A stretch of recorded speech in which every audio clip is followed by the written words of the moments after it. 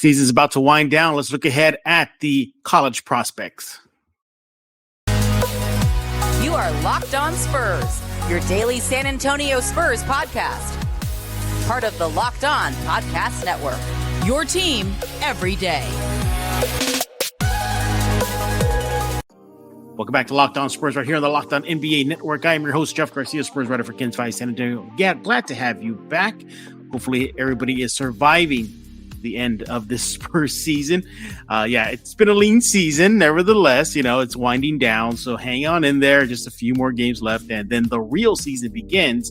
That is the offseason / the NBA draft lottery. And of course, the draft for your Spurs. That's what we're going to talk about today. We're going to bring in our guest, Jack Thompson with San Antonio Sports Star, my go-to guy for all things college prospects right here on Locked On Spurs. We're going to discuss Wembanyama. We're going to discuss any latest movement within the mocks, who's been moving up, who's been moving down, and then get into some Brandon Miller talk. Yeah, that topic. Thanks for making Locked On Spurs your first listen each and every day. We are free and available wherever we get podcasts. Going to bring him on. He is Jack Thompson with San Antonio Sports Star, co-host of the Saturday Morning Hangover. Jack, welcome back. What up, Jeff? How you doing? Man, I know you're getting ready. It's a few more months, man, and it's going to be college prospect draft season. This is your time to shine. Oh, yeah, most definitely. My time of the year. Yeah, you're like built for this, man. Like, there's no prospect out there that you do not know about. I've heard you on the Saturday morning just talking about players. I'm like, I ain't even heard of this guy. You're like, how does Jack come find these guys in the college draft? You're like, oh, this guy's a prospect. This guy's a prospect. You basically, Jack knows everything when it comes to college ball and prospects. But Jack, let's go ahead and dive into it. Let's look at the latest mocks. It looks like everything's still holding steady. Wemby number 1, of course, Scoot number 2. That's holding firm. But any risers, anybody who's falling, what are the latest mocks looking like? I mean, it's still pretty much the same across the board. At 3, you kind of pick and choose. There's, the Thompson twins. There's still Brandon Miller hanging around there. There's some guards that, maybe could jump in. Keontae George, Anthony Black, even though he just had a really bad showing. There's a guard out of Indiana named Jalen Hood Schifino who has really been catapulting up draft boards lately. But it usually, it stands pretty solid with Wemby, Scoot, and then one of the Thompson twins or Brandon Miller right there at 3. I asked this on social media the other day. I'm going to get your thoughts on this. Would it be labeled catastrophic for the Spurs if they don't pick number 1 or number 2? I wouldn't say that it's catastrophic because, there's really, really good talent behind them. It's just we're seeing Scoot and Wemby already playing against, professionals, playing against grown men who, have NBA bodies, maybe not NBA talent and skill, but, NBA bodies and athleticism. So I think that just kind of boosts those players' stock a little bit. Mm-hmm. But I would say, with the Thompson twins, Brandon Miller, Cam Whitmore out of Villanova, Keontae George, Nick Smith, Anthony Black, like all those guys are just a small notch below, I think, Scoot and Wemby when it comes to talent level. And I think they could be showing out the same way that those two players are. They just, all of those guys just chose the college route. So that ends up being a little bit of a detriment to them because we're not seeing them, like I say, play against the grown men. But I would not say it's catastrophic, no. Yeah. It's been a mixed reaction from the Spurs fan base. There are some saying that, it would be catastrophic, horrific if they don't land number 1 or number 2. Many of those, I get your thoughts on this right now, believe that after 2, there's a significant drop-off in talent. In other words, Wemby, Scoot make more of a faster impact on your franchise versus 3 down. Is that true? I wouldn't say it's true, but not in the sense that there's a huge gap in talent. I would say comes like I said before, like Scoot and Wemby are already pros. They're already ahead of the learning curve. They travel for every game with the team on the bus. Like they're just already in that pro level mindset to where Mm-hmm. these other kids, yeah, they're traveling, but when they're not during the week, they're going to class and they're studying and Mm-hmm. they can't hyper focus on being a professional basketball player at this time. So there is a definite gap, but I don't think the talent gap is as wide as people make it out to be. Okay, we know the obvious. We know it's Wemby and Scoot. We get that. Okay, I think that's well known. There should be no surprises come draft day. But who do you think? I mean, is it kind of win at number 3? You pick a Thompson guy, great. You pick Miller, great. You pick Cam, great. I mean, is there a kind of a strong leading candidate for that 3 spot? I thought it was Brandon Miller. He was having an insane freshman campaign at Alabama, putting up just ridiculous numbers to where if he and Scoot switch places, maybe Brandon Miller at 6'9" and being able to shoot the 3 like he can and all that has a chance at number 1 over Wemby. So I would have, 2 weeks ago, I would have said it's absolutely Brandon Miller, but it's hard to say that now with all the controversy swirling around him. Right. The Thompson twins are very intriguing prospects, both 6'7", kind of combos, point guard, shooting guard type players, and both are just hyper athletic. They're as athletic a player as we've seen in the draft, and I don't know how long these guys are insanely athletic, and that's beyond their jumping ability. Their speed and quickness is just off the charts at 6'7". So, those two could very well come in and wreck the league with their positional size and athleticism at the point guard. So it's kind of hard to say. It's kind of how your team is built and what you need, because then you look at Cam Whitmore. He's a lot like Brandon Miller, but he's built like a tank. He's a little bit smaller, but he's built like LeBron. The dude's super thick, also hyper athletic, can shoot the 3. So it's really just kind of a pick your poison type thing. I'm not sure that there's really one person that sets themselves apart out of that group. You mentioned this a little while ago. You were speaking of generalities that you keep saying a guard, and there's a guard out of this kind, and this camp, and this college, and this that. Is it a very guard heavy draft? Is that what we're looking at? Yeah. Okay. I would say the lottery is very, very guard heavy. There's probably, you go Scoot, the Thompson twins, Keontae George, Anthony Black, Nick Smith. That's already 7 guards right there without even me having to think much harder about it that are going to be right in the lottery. So yeah, it's a guard ridden draft for sure. Yeah. Well, look, at this rate and at this recording, it looks like the Spurs should land one of the 3 worst records in the league. And we got to make this very clear, Jack. I think some Spurs fans get a little confused. They think Spurs have to have the worst record in the league. No, they don't. They're just going to have one of the 3 worst records. The bottom 3 all get 14% chance. Right. So I guess it's safe to say it's not completely doom and gloom if the Spurs don't get in 1 or 2, correct? No, it's not doom and gloom. We still get, every year there are players that are drafted that aren't 1 and 2 that, look at James Wiseman. He was 1 and he, can barely find minutes on the Pistons. Yeah. So 1 is not always the best player. It's, the guy that you think has the highest upside, not necessarily the guy who is the best player at this very moment. Right. So there are definitely all-stars and, all-NBA types to be found after 1 and 2. And there are definitely those players in this draft. He is Jack Thompson with San Antonio Sports Star, co-host of the Saturday Morning Hangover.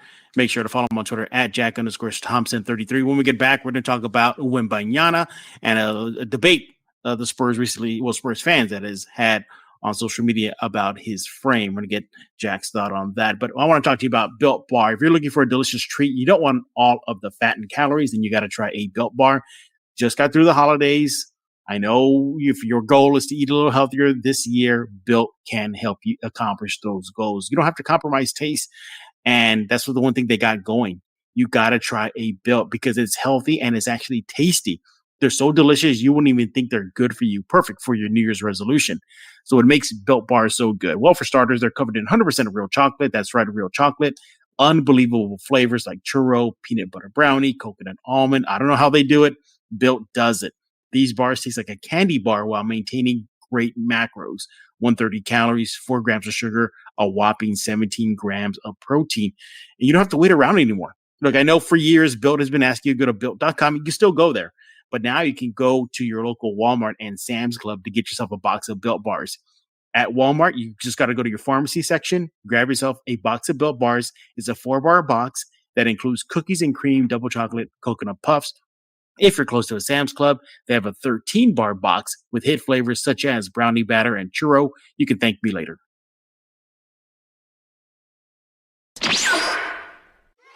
We're back right here on Locked On Spurs with Jack Thompson, co-host of the Saturday Morning Hangover and my go-to guy for everything college prospects as the NBA draft lottery is fast approaching and your Spurs are in the tank. Jack, are you loving this tank right now? Are you loving? Look at Devin. Jill's taking his time to come back. Trey Jones, they'll take your time, Trey. You're loving this, aren't you?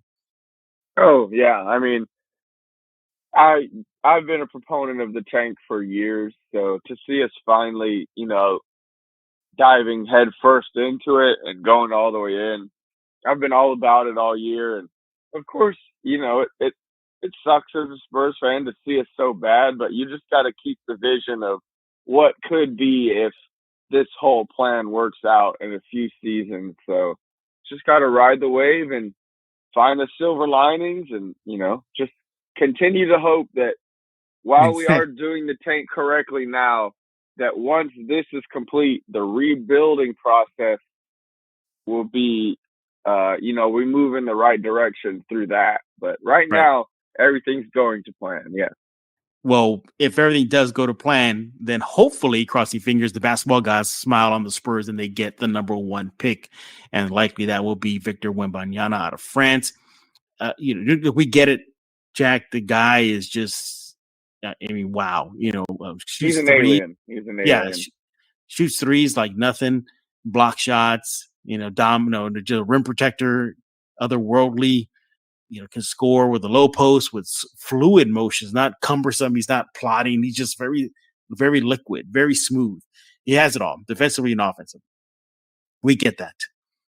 But there was a recent video, Jack, that surfaced. I saw it. Right, yeah. The video surfaced and it was posted online. Wembanyama trying to defend a bigger guy in the paint, and the bigger guy pretty much backed him down like nothing and just dunked one on him. That got some, not all, some Spurs fans a little like, hey, wait a minute here. This guy gonna get bodied? This is an 18-year-old kid who looks like a stick out there. And could a guy like a Joel Embiid, a Joker, a cat, just wreck on him and make him, that's his biggest weakness. It's just that he is so slight of frame. Should Spurs fans be worried about that if the Spurs get the opportunity to select him? I mean, it's not, I wouldn't say it's really something to be worried about for 2 reasons. One of which is, of course, that's absolutely going to happen. But that's happened to every rookie prospect to ever enter the league. You come in and suddenly, yes, you're playing against Embiid and Jokic, the 2 best big men in the entire world, and you're 19 years old. You're going to get embarrassed, and it's going to be a lot of bad, but it's also going to be a lot of good and a lot of learning. So, yes, that's going to happen if we get Wemby. But 2, Wemby's not an NBA center. I don't think he's going to be playing center. I think he's going to be playing power forward, and spend a lot of his time defending on the wing, and his defense will come from the help side, a lot like Giannis's does, in which he won Defensive Player of the Year. So, yes, there's concern about his slight frame, but he's a kid. He's going to have all the chance in the world to grow his body, build up a lot of muscle, and, take care of that weakness. But two, I don't think he's going to be in that position guarding those players one-on-one for a long time. I think initially in the league, he'll be a 4, and maybe if his frame builds out to what happened to Giannis, maybe he turns into a 5. But I think initially, and maybe for the whole, duration of his career, I think his true position is at that 4 spot.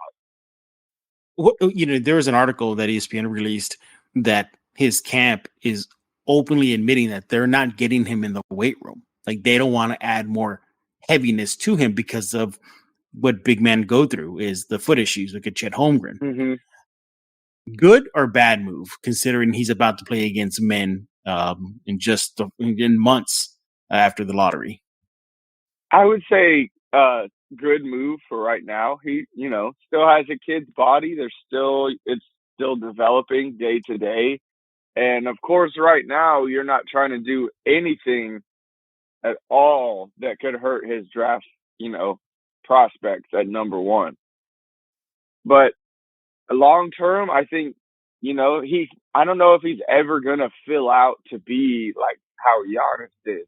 Mm-hmm. But you turn and you look at Kevin Durant, he's super slight of frame as well, but he has built muscle in the right ways to where it has not been a detriment to his athletic ability and his quickness while still being 7 feet. So I think there will be ways for him to build muscle without the risk of, tacking too much on to where it could potentially hurt his body. But he's definitely, with, time and maturation as a man, that muscle will just grow automatically. But he will have to, once he enters the league, get into weight room in some aspect to, you got to build muscle. It's just, part of the game. He's going to have a target on his back once he steps foot on an NBA game. Everybody's going to go at him. John Morant's going to want to try to get one on him. Joel Embiid is going to throw that big body at him. Joker's going to want to try to clown him in the paint. Do you suspect that that's probably going to be one of the bigger storylines in his rookie season, wherever he lands with, look at this kid, he's getting clowned out there. But I think he'll be doing some clowning back, though, because despite getting dunked on in that Euro game, he put up good numbers, though. He had like 6 blocks. He had a double-figure scoring. He held his own.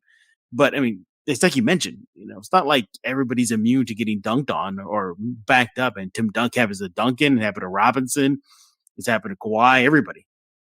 Yeah, every player in the league. If you play any sort of defense in the NBA, you're going to get embarrassed because I would say 99% of the league is offensive minded and they are better on offense than defense. So if you're playing defense, part of playing defense and selling out as a player is you're going to get embarrassed. You're going to get crossed. You're going to get dunked on.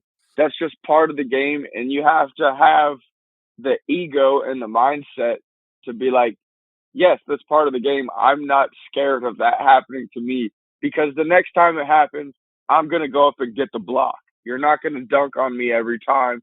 You're not going to cross me over every time. So, yeah, you just got to have the mindset to be able to shake that off when it happens. But every player who's ever come into the league and has some sort of defensive mindset has been embarrassed. So it's not a big deal. But Wemby is coming into the league with a massive target on his back. He's being called the greatest prospect of all time, the best basketball player to not play in the NBA. He's going to come in and guys are going to take it at him for sure. Yeah. Because that's going to be an automatic SportsCenter highlight. Everyone's going to see it. It's going to fly across the internet. So everyone is going to go at Wemby, no matter where he lands, what position he plays. Exactly. Yeah. I'm with you. I don't see it as an issue considering his frame that is. Considering, the way the NBA is played, the style right now is very free flowing, very downhill. open scoring. I mean, look at Dame. He dropped 71 the other night. Yeah, 71 last night. Yeah, a couple nights ago. Yeah, but still, I think, and then the lax defense. I mean, would you consider today's NBA physical? I guess maybe to a certain degree, but not 90s, 80s style, early 2000s style physicality, where you had behemoths like Shaq and Duncan, in that paint. So, yeah, I mean, it's interesting to see. But, I think naturally his body will fill out. He's still a teenager. It'll come, and I think he will definitely adjust. But I definitely expect him to give some medicine back as well. Oh, yeah. Considering his skill and, he's just ridiculous. But when we get back with Jack Thompson of San Antonio Sports Star, we're going to be discussing the latest on the Brandon Miller situation and if the Spurs should select him if for some reason they fall out of the top two spots in the NBA draft lottery. But before we do that, I want to talk to you about LinkedIn Talent Solutions. These days, every new potential hire can feel like a high-stakes wager for your small business. You got to be 100% certain that you have access to the best qualified candidates available. That's why you got to check out LinkedIn Jobs. LinkedIn Jobs helps you find the right people for your team faster and for free. You can add your own job with like a purple hashtag hiring frame on your LinkedIn profile to spread the word that you're hiring. Simple tools like screening questions.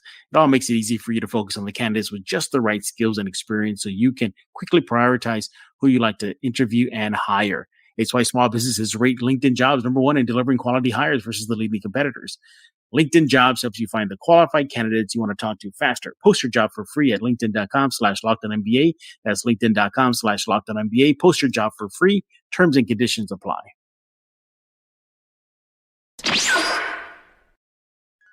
We're back with Jack Thompson. He's with San Antonio Sports Star and the host of the Saturday Morning Hangover. Follow him on Twitter at Jack_Thompson33. By the way, your dad did a bang-up job on Locked On Spurs the other week. Good job. He did. Yeah, he had a lot of good feedback. A lot of fans were appreciating him taking time to come out on Locked On Spurs. And you were right and I told your dad this on the show. I said I didn't believe you. I was like I said, Rob, I said, your son told me that he wanted to come on, but I didn't believe. And it's not because I did not believe you. It was just your dad's running a freaking radio station, he's going to carve out a little bit of time, but no, he was like, no, Jeff, because I wanted to come on. I said, all right, perfect. And then I warned him. I said, now you're on the wheelhouse. It's over now, Rob. You're going to be coming on a little bit more often now. But it was all good. You want to check that out? Make sure you're going to go to Locked On Spurs on YouTube. You can't miss it. It's right there. It already says Rob Thompson. But let's continue talking with Jack Thompson right here. So, Jack, Brandon Miller, I think by now everybody knows the situation. That there was a murder. He didn't commit the murder, but there was supposedly a text where the alleged murderer asked Brandon Miller to bring him his gun that he left in his car, and now it's all a mess. And recently, during a pregame, introductions, he made a very poor choice and getting patted down by a teammate, and coach spoke out on that. Basically, it's just a mess, Jack. He hasn't been accused of anything. I think the word is that police are not investigating him. He's not a suspect. So there it is. Make that very clear. We're not accusing him of anything here on Locked On Spurs, but we see NBA teams really take stuff like that seriously. Look at DeJounte Murray. He's been on record many times to say that NBA teams looked into his past and found out that gang situation that he had early in his life, and he's a big reason why he dropped all the way down to the late first round. I guess that's a two-part question for you, Jack. Should the Spurs take a swing on him if they fall out of the top two and he's there at 3? Or should they pass based on this situation that he's going through? And it's hard to say right now because obviously you look back a couple months and the Spurs just lost out on Josh Primo, who was, a lottery pick, went to Alabama. It's hard to see the Spurs organization going down the same road twice. It's hard for me to say like they would have no problem with picking him because of what just happened.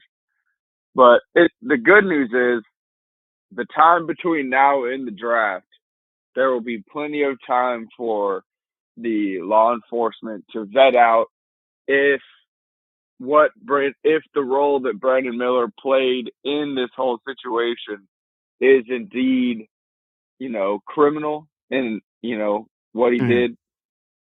I think all of that will absolutely be sorted out and charges will be thrown around and indictments and all that will have happened prior to the draft. And if Brandon Miller makes it through all that unscathed with his name in as intact as it could be, I think, it's hard not to look at this kid and not want to take him. I mean, the night after all of that came out about him, and, he had the entire country talking about, you need to sit this kid. This kid needs to not play anymore. He's a criminal. He's a murderer. Like all this stuff being thrown at him. He goes out and he drops 41 points and hits a game winner. Like that is stone cold right there. That tells you right there, like this kid's built for the moment. Nothing's going to phase him. And like he is, he's all-star potential. This kid is baby Paul George. I mean, he's 6'9", right. Can do everything on the court, hits threes with the best of them. Like this kid has all-star potential written all over him. And if he's in your lap at 3, it's hard not to say, like, to go, we're not taking this kid. Because all in all, the front office's job is to win games.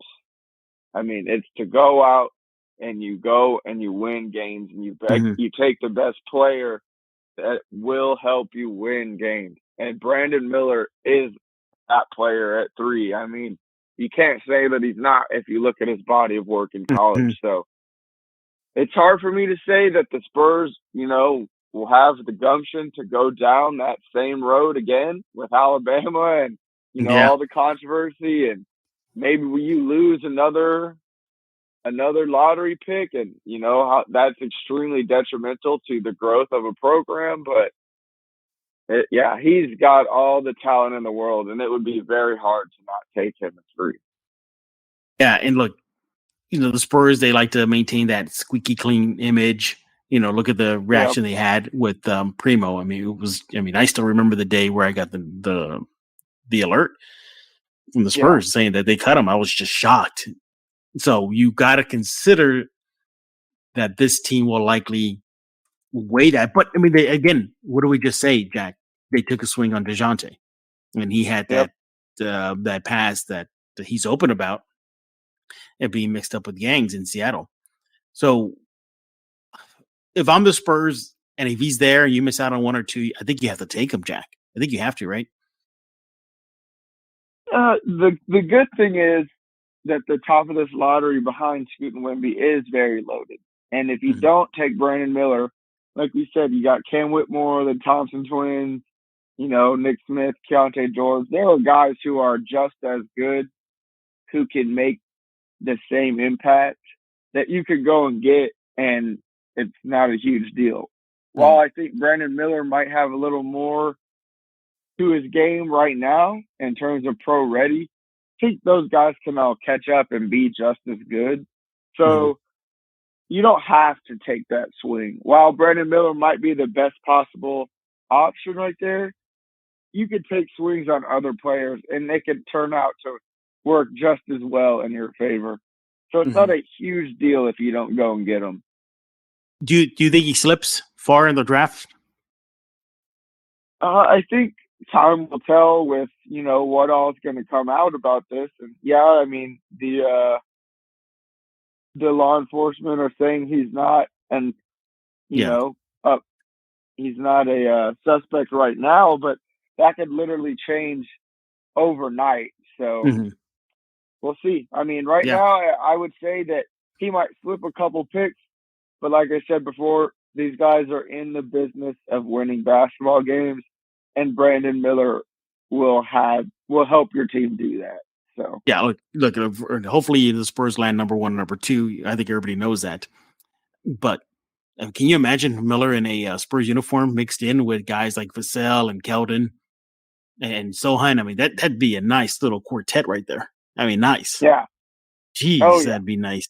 Holy smokes. And then Brandon Miller automatically becomes the guy. Is that correct? I mean, does he have that kind of potential to be that piece Yeah, he has. right now? He has the potential to be the guy on the team, no doubt about that.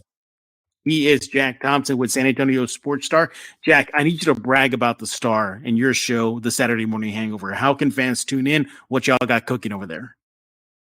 Yeah, Saturday Morning Hangover. You can catch me and James Pledger every Saturday from 8 to 10.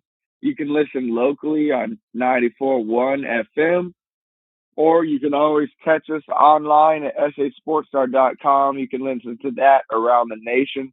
If you don't feel like waking up early on a Saturday to hear it live, I don't blame you. But you got to catch us later on the audio vault there at San Antonio Sports Star. You'll have me and Pledge every weekend. We're going to break down all the major sports storylines, everything that's happened around the nation and all sports. We're going to, of course, hyper-focus on what's going on in our neck of the woods here in Texas. But we like to keep it, simple. Just like two dudes talking sports at a bar. We keep it light. We keep it fun. We always have a good time every weekend. So if that sounds like your cup of the tea, you got to tune in to the Saturday Morning Hangover with me and James Pledger. It's a great time every weekend, for sure. You got any new sneakers on the closet yet? No, I haven't bought any sneakers here in a while, man. I've been it's a lot more difficult to go spend, $200-300 on a pair of shoes when you got a girlfriend. So I haven't been able to do that quite as much these days. Oh man, yeah. Is she a sneakerhead too, or she's kind of like, that's her thing? She appreciates sneakers. I wouldn't say she's a sneakerhead, but yeah, she definitely appreciates them. Well, you got yourself a good catch there, Jack. As long as she appreciates you and doesn't stop you from doing your thing. Our last guest yesterday, he's a doctor out of Austin, Texas. You should go see his Instagram. It's Austin EM Doc. His sneaker collection is sick. Why? Because he has like a private practice. Those, like those medical companies that you'll see on field in an NFL game. They'll come out of the stretcher or the basketball game. He owns one of those companies. So he gets to mingle with a lot of players and football players and NBA players. And they've given him a bunch of sneakers. And his collection's sick. Like Miles Turner when he was with UT, he gave him a pair of his UT sneakers, and he has those. He shows them off. But get this. So here's a doctor in Austin, young, making bank. And he tells me on Locked On Spurs that he would give that all up if he could just run a sneaker shop. He goes, I would give it all up right now and just run a sneaker shop. That's how passionate he is about kicks. And he's actually trying to start his own custom sneakers now. So, nice. Would you ever do that? Would you ever get into custom work? I mean, it's something that I've thought about doing before. It's a lot of work. I rather buy than go through all the trouble. That's just me. I mean, I am obsessed with sneakers as well, but it's never been like something that I've been extremely passionate about when it comes to sort of creating my own. But definitely cool if you got the talent and the eye for that. I respect it a lot. Sure. Just never been my cup of tea. Absolutely. He is Jack Thompson. Follow him on Twitter at Jack_Thompson33. And make sure to follow Locked On Spurs wherever you get your favorite podcast. Google Play, Stitcher, iTunes. We have our YouTube page. Go check it out. And of course, you make your second listen, Locked On Game to Game. Every highlight, every recap, everything you need to know about the NBA. Go check out Locked On Game to Game. Also available on the Odyssey app, YouTube, and wherever you get podcasts. So for Jack Thompson, I am Jeff Garcia. We're putting a lock on this episode of Locked On Spurs.